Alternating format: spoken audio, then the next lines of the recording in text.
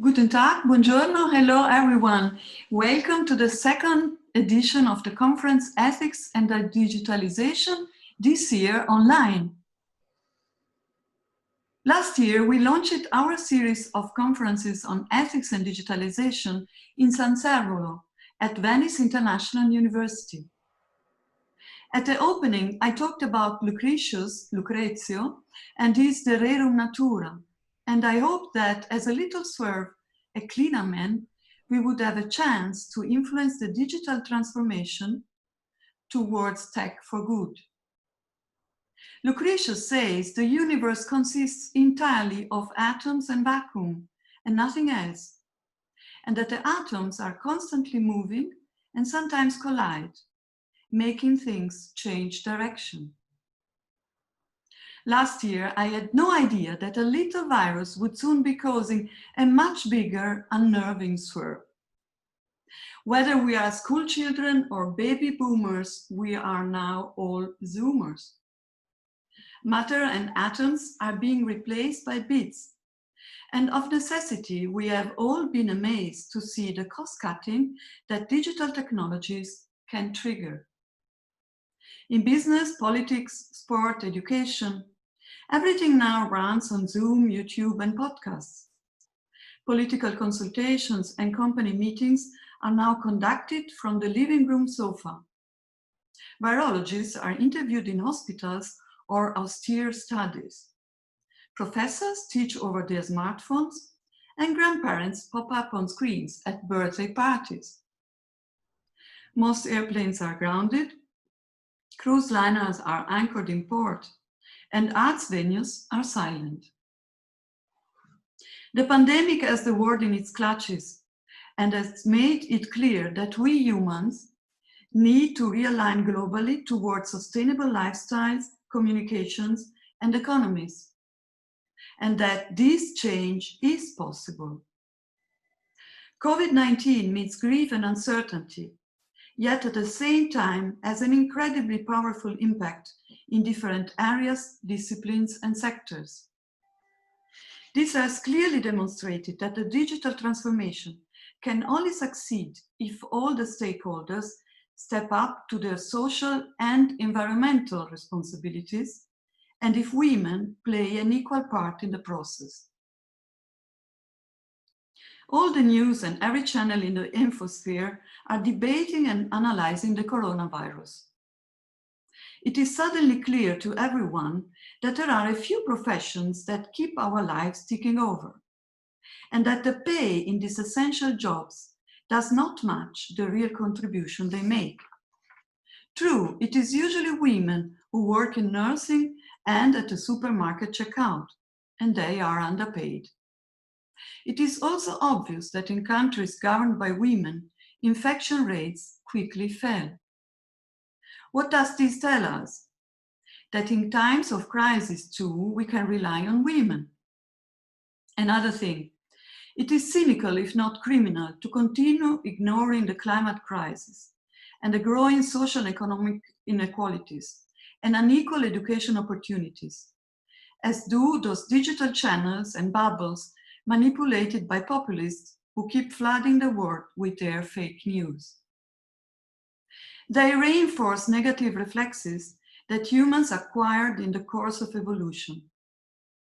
But often beliefs and behaviors do not reflect recognized knowledge, so much as fears, political camps, or social milieu. The time has come to take the scientific evidence seriously and to apply digital systems to tackle crises. And these are global crises.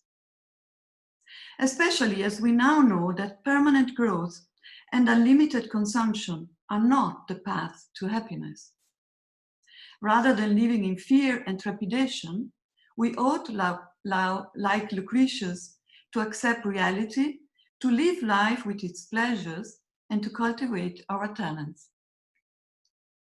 In the Renaissance, after all, society created a new political order with economic systems and masterpieces in every discipline.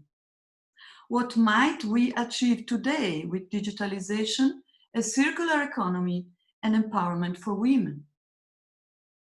The time has come to take the potential of technologies and combine it with a social and ecological market economy to conquer the problems that still torment both people and the planet.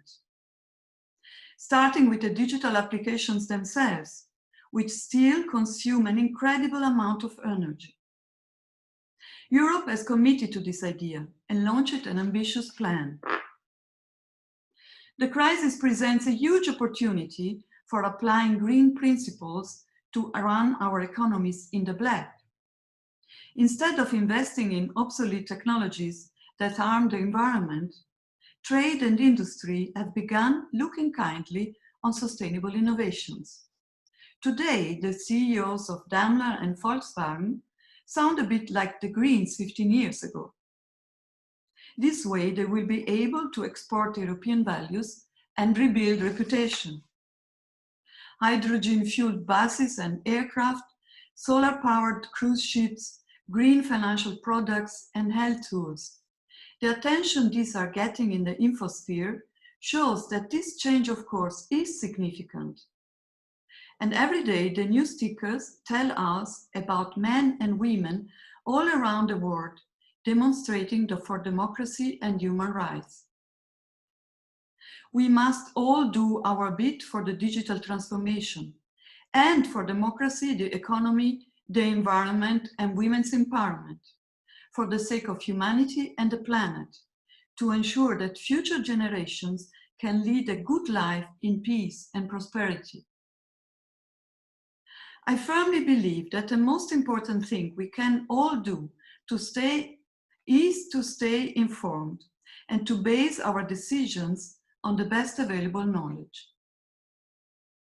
The aim of this conference series is to inform women and men in politics, industry, research, and the arts, and any interested citizen about how ethical principles and Europe's democratic values can be applied to all digital processes in order to ensure that the cyberspace and any digital system serve the well-being of humans and the natural world, and not the other way around. We also want to build a network to facilitate the exchange of ideas and information, and in this way create an infrastructure to support and promote ethical processes and interactions, what Luciano Floridi calls infra-ethics. So, a warm welcome to our conference. You can expect to hear from outstanding academics who will tell us how important and diverse applying ethical and democratic values to the digital transformation can be, whatever the process, system, or format, be it the internet, social media, algorithm, e-learning, or cybersecurity. Also on the program are a bundle of projects, campaigns, and companies doing pioneering work in this direction. A big thank you to our sponsor, nowadays they are very rare, Plinio Giovane, Sending Blue, and Vodafone Institute for sharing the cost of the conference. One more piece of good news. We are taking part in Italy's Festival of Sustainable Development, which is currently in progress, and we invite you to follow its events with some very committed individuals. We apologize in advance if there are any technical glitches or unexpected program changes.